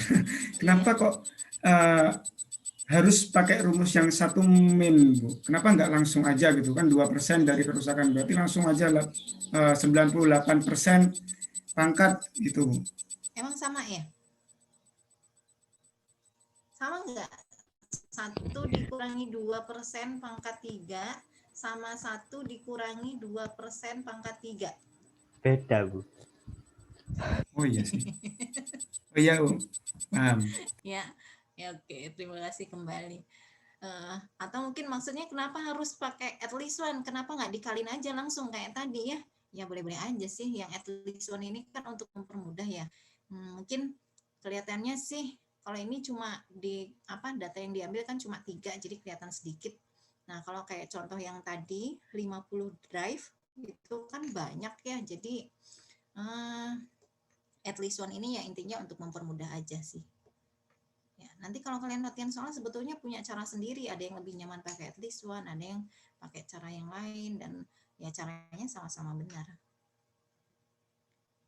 Oke, lanjut ya. Ini masih ada materi. Oh, ini hasil penghitungan ya. Nanti kita akan bahas konsep dasar dari penghitungan yang kita pakai waktu ngitung probability, kayak kombinasi, permutasi, terus apa, Dek? Temennya kombinasi, permutasi, inget nggak hasil penghitungan yang lainnya? Enggak ya? Oke, ini sih sebetulnya mengulang lagi ya, jadi di probability memang banyak mengulang materi yang udah dipelajari sebelumnya, mudah-mudahan terus jadi lebih paham. Di penentuan probability, kendala terbesarnya itu untuk menemukan jumlah total hasil. Nah, tadi ada yang bisa kita sederhanakan, ada yang hitungannya lebih rumit gitu ya. Kita bisa menggunakan beberapa metode untuk menemukan probability secara langsung tanpa bikin list atau menghitung kemungkinannya. Yang pertama, di aturan penghitungan dasar ini ada faktorial ya.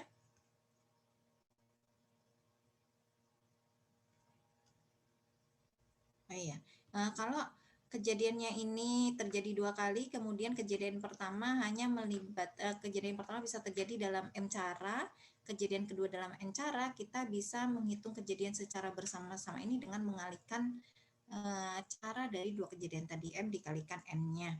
Nah, kalau faktorial ini mencerminkan bahwa item yang pertama bisa dipilih dengan N cara yang berbeda, kemudian item yang kedua bisa dipilih dalam N1 cara yang berbeda, dan seterusnya. Ini penggunaan faktorial untuk penghitungan probability. Kemudian kalau permutasi, rumusnya seperti ini, N faktorial dibagi N dikurangi R faktorial. Probability terpilihnya R item dari N item tanpa pengembalian. Kemudian kalau di permutasi, urutan yang berbeda menunjukkan susunan yang berbeda, jadi ABC ini dianggap berbeda dengan CBA. Terus kalau ada item yang identik, rumusnya jadinya seperti ini, N faktorial dibagi N1 faktorial, N2 faktorial, sampai NK faktorial. Contohnya kalau ada 10 item, misalnya A-nya itu ada 4, B-nya itu ada 2, terus C-nya katakanlah ada 2, A, B, C, D. A, B, C, D sama E-nya masing-masing ada 1, jadi permutasinya jadinya 10 faktorial, kan ada 10 item ya, A-nya 4, B sama C-nya itu 2, D sama E-nya masing-masing 1. Jadi permutasinya itu akan sama dengan 10 faktorial dibagi 4 faktorial, 2 faktorial, kalikan 2 faktorial, kali 1 faktorial, kali 1 faktorial. Ini kalau ada item yang identik. Kemudian kombinasi digunakan ketika n item berbeda yang tersedia, kemudian kita memilih R dari n item tanpa pengembalian. Kalau di permutasi tadi ABC itu dianggap berbeda dengan CBA, kalau di kombinasi ABC dengan CBA itu sama, ini rumusnya. Nah, ini ya perbedaan antara permutasi kombinasi. Ini contohnya.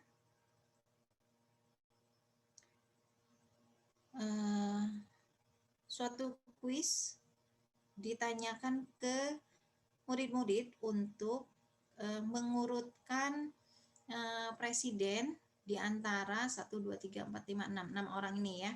Kemudian kalau ada murid yang nggak pakai persiapan, nggak belajar dulu dan benar-benar menebak, berapa besar sih, berapa persentase, berapa probability tebakan mereka itu benar.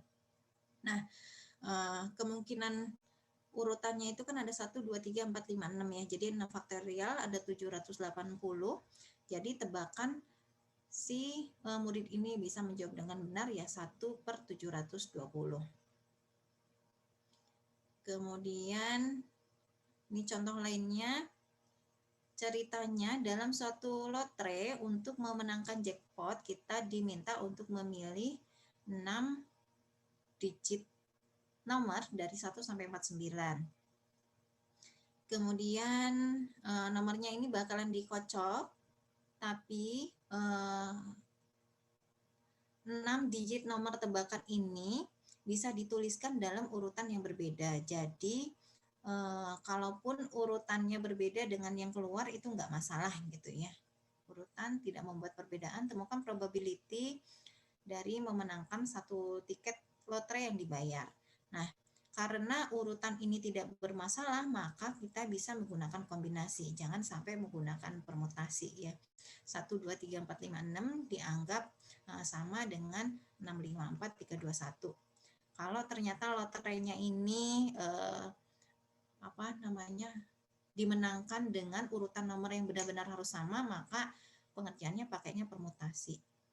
Jadi kita harus hitung jumlah kombinasi dari jumlah nomornya ada 49, kita diminta untuk menebak 6 ya. Jadi 49 faktorial dibagi 43 faktorial kalikan 6 faktorial, ini total kombinasinya. Maka probability seseorang memenangkan lotre ya 1/13 juta sekian. Nah, ini kalau ini gimana ngerjainnya ya, Dek ya? Seorang satpam bank ingin mencetak nomor antrian nasabah yang terdiri dari 3 angka. Jika nomor antrian tersebut tidak memuat angka yang sama, yang dibentuk dari angka 0, 1, 2, 3, banyak pilihan nomor antrian yang bisa dibuat. Ini pakainya apa? Permutasi. Pakainya permutasi. Permutasi berapa dari berapa? 43. Oke, ya tinggal diselesaikan aja ya. Ini pakai permutasi. Kemudian kalau ini dari setumpuk kartu bridge diambil sebuah kartu. Berapa peluang kartu king yang diambil ternyata diketahui berwarna hitam. Ini ngerjainnya pakai apa?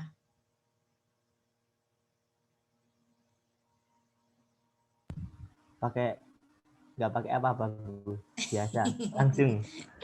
Oke, langsungnya gimana? Nggak pakai permutasi, nggak pakai kombinasi, nggak pakai faktorial. Terus ngerjain probability-nya gimana caranya nih? Atau coba dulu ya. Ini 1. 2/54. 2/54. Iya. Kartu king warna hitam kan ada 2. Warna hitam ada 2. Skop sama Waru. Keriting. Waru sama wajib. Oh ya, keriting. keriting. Waru tuh yang Waru itu wajib. Skop, Bu, skop. Waru sama skop sama. Saya kok ini sih sama, udah Bu, lama nggak main. Taunya keriting, hati, skop, wajik. Nah, saya taunya itu keriting, hati, wajik, skop. Jadi intinya yang king ini, king berwarna hitam itu ada 2 ya.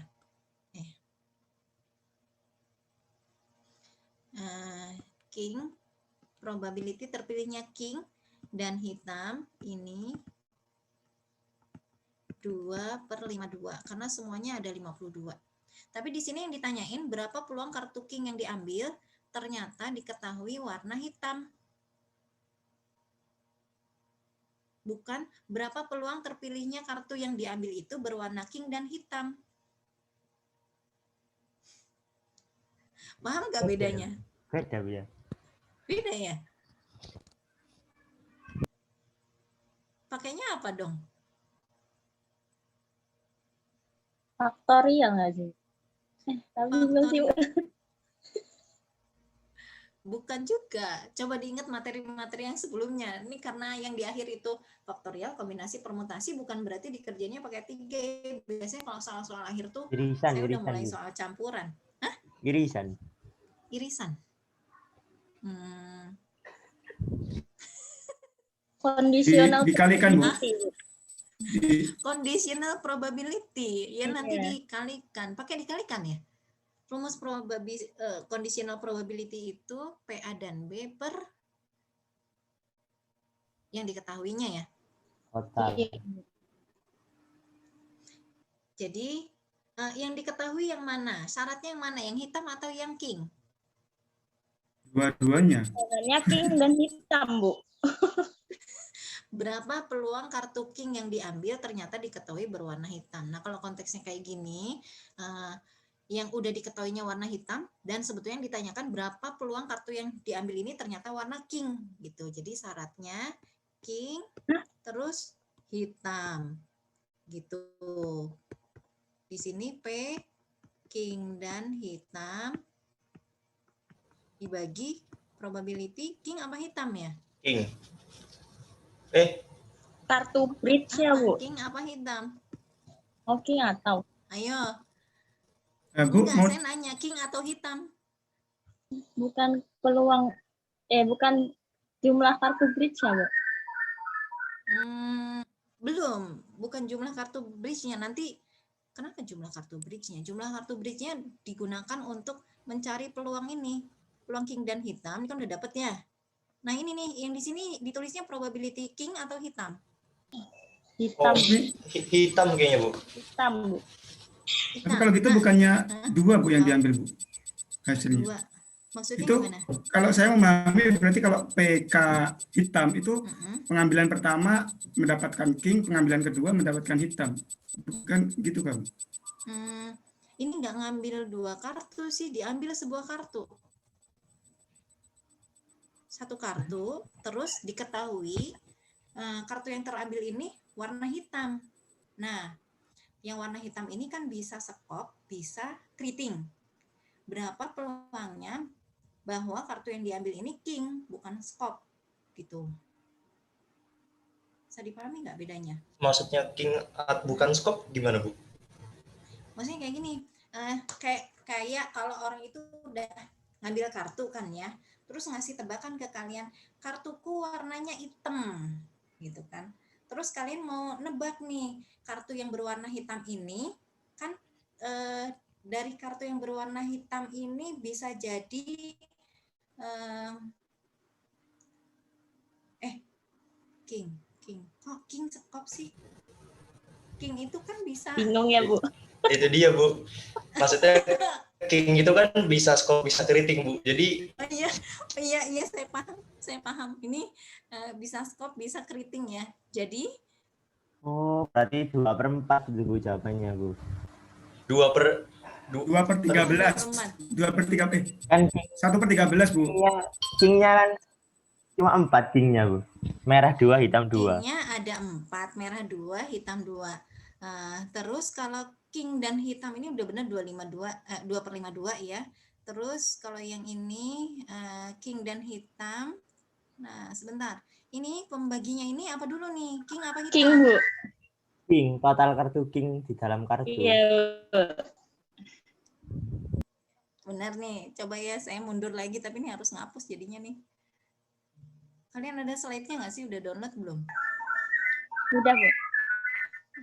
Udah, ini harusnya hitam nih. Clue-nya di sini. Saya sih bacanya Kak per hitam, jadi ini jadi pembagi. Ya, jadi ini hitam. Terus, sini ya. Keadaan hitamnya 2/52. Terus, probability terpilihnya warna hitam? Nah, Nah, berapa? Setengah ya. Terus?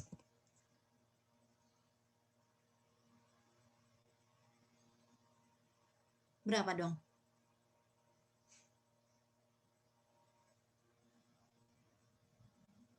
Satu per 13. Iya kan? Ya benar, Bu. ya benar Bu. Ayo cek. Saya nemu gini Bu, kan Fikri. berarti diketahui ya Bu, jumlahnya itu yang udah diambil berwarna hitam. Nah kita tinggal nyari tahu nih ini king berapa peluangnya mendapatkan king gitu kan Bu? Kita udah tahu itu warnanya hitam. Berapa peluangnya kita dapetin King. yang kartu itu king kan ya? Iya benar. Bisa king skop sama king keriting. Iya Bu. Berarti kalau langsung aja berarti Bu, kan king skop sama king skop sama king keriting kan dua berarti kan ada dua. Terus jumlah kartu hitam itu ada 52 kan separuh berarti 52 bagi 2. Berarti 26 gitu. Iya benar, Bu. Iya. Jadi semestanya sama. 26 gitu ya. Sama aja kan ya? Ini alarmnya kalian kedengeran nggak sih? bukan, Bu, itu suara kipas anginnya Fikri, Bu. Kipasnya Fikri emang gitu. Saya penasaran alarmnya portal kedengeran enggak? Saya mau masuk portal tapi harus ini dulu nih kayaknya clear drawing dulu. Tapi benar yang dibilang Fikri tadi, bisa juga kayak gitu. Yang hitamnya kan ada 26. Nih bener ya, yang hitam ada 26. Kingnya kan 2. Berarti 2/26, ya kan? 2/26 hasilnya 1/13. sama enggak? Sama. Boleh nggak ngerjainnya kayak gitu? Boleh Bu. Ya boleh. Kalau jawabannya boleh, tapi kalau bener ya boleh, Bu. Tapi kalau esai, kalau kalian jadi saya nih, terus soalnya esai, langsung kalian jawab 1/13. Ini sama dengan 1/13. Kira-kira kalian penasaran nggak ini? Ini kok bisa langsung jawab 1/13 mana ya? Kan saya jadi suudon. Paling dijelasin aja sih, bukan semesta dari bridge-nya kan 52 gitu, Bu. Jadi merah sama hitamnya kan bagi rata, jadi langsung 26 gitu, Bu. Terus kartu king-nya 2 gitu, Bu. Boleh sih, kalau kalian jelasin kayak gitu ya bisa aja, misalnya jumlah kartu warna hitam itu ada 26 gitu ya.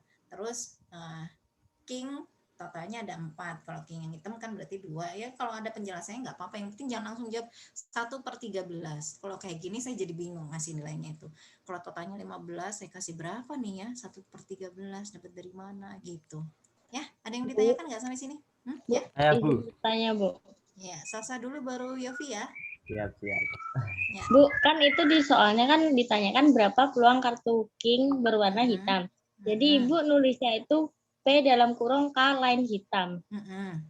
Kalau itu soalnya, maksudnya kalau soalnya itu berarti kayak diurutin gitu ya, Bu, bikin K slice hitam. Soalnya kan mempengaruhi rumus gitu, Bu. Betul. Jadi dicari tahu dulu yang diketahuinya yang mana.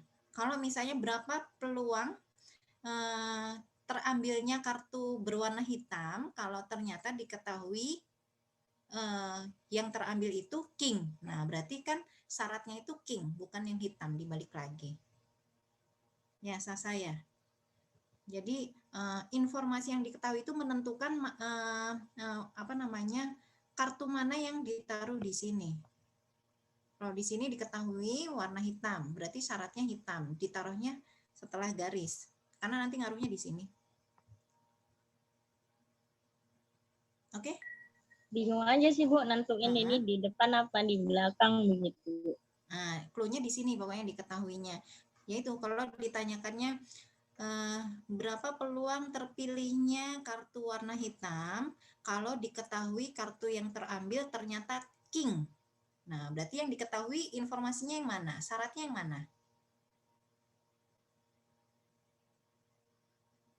Saya ulangi ya, berapa peluang terpilihnya kartu warna hitam kalau diketahui ternyata kartu yang terambil adalah king?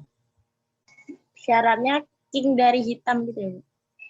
Syaratnya king, yang ditanyakan probability berwarna hitam.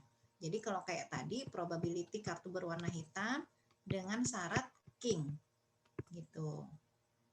Jadi yang diketahui atau syaratnya ditaruh di sini.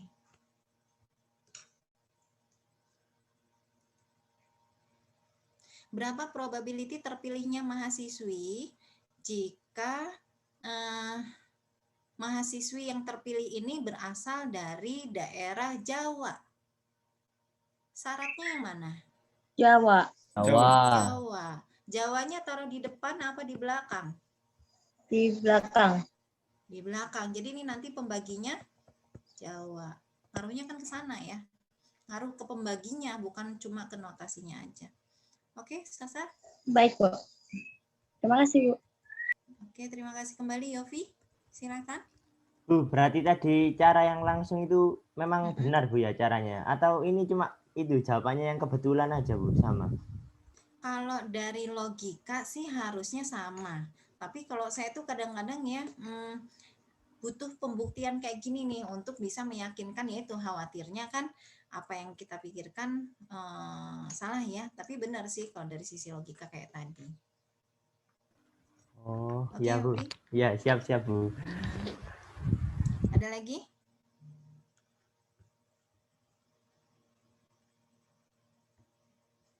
Sudah? Sebenarnya ada satu soal lagi nih. Nah, kayak ini nih. Berapa peluang kedua lemparan itu muncul sisi gambar bila diketahui lemparan pertama menghasilkan sisi gambar? Ini yang ditanyakan apa? Ini sedikit lagi ya. Nanti kalian kerjain sendiri. Ini apa nih? Yang ditanyain apa? Ngerjainnya pakai apa? Second ya? Hah? Pakai apa? Sasa? Pakai probability apa? Bersyarat juga kan ya, bila diketahui lemparan pertama menghasilkan sisi gambar. Nah, udah diketahui kondisi tertentu berarti probability bersyarat. Yang diminta probability munculnya Sisi gambar. sisi gambar. Dengan syarat Sisi gambar. gambar juga. Gitu ya. Udah tinggal kalian selesaikan aja. Itu kedua lemparannya maksudnya gimana, Bu? Berpeluang kedua lemparan. Sekeping uang logam dilemparkan 2 kali. Keempat titik ulang sampel diasumsikan berpeluang sama. Berarti kan ini bisa gambar dua-duanya. Sebetulnya ya, angka dua-duanya bisa gambar angka, bisa angka gambar. Jadi ruang sampelnya ada 4 ya. Berapa peluang kedua lemparan itu muncul sisi gambar bila diketahui lemparan pertama menghasilkan sisi gambar? Kalau gitu kita harus enggak yang itu, Bu, yang gimana? first sama yang second gitu. Perlu probability first sama probability kedua. Probability lemparan pertama munculnya gambar gitu ya? Iya, Bu. Berapa? Setengah, Bu.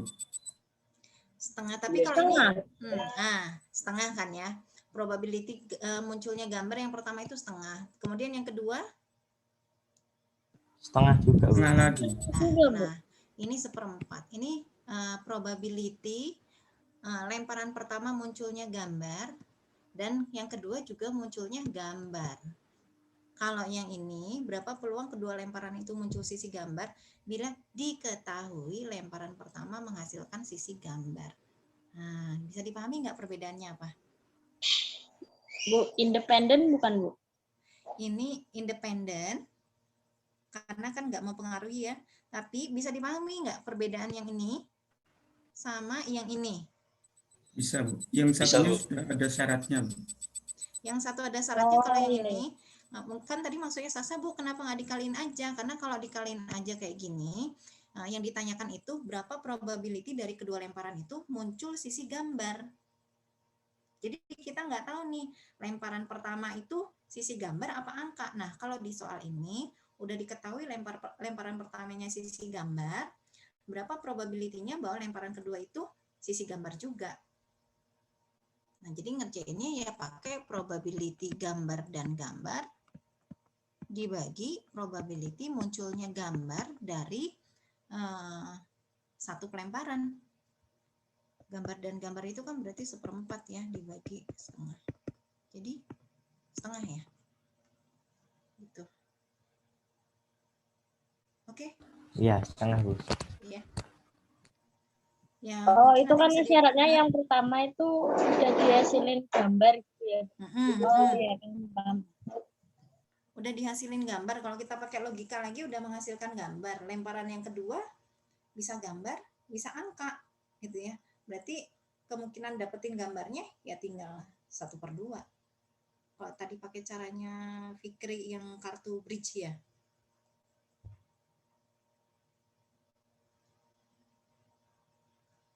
Oke, nanti silahkan mungkin diulang lagi. Kalau ada yang mau ditanyakan, boleh ditanyakan ya, boleh japri, boleh lewat WAG, atau mau minggu depan ditanyakan juga boleh. Ya, saya cukupkan dulu materi hari ini ya, Dek ya. Terima kasih banyak partisipasi.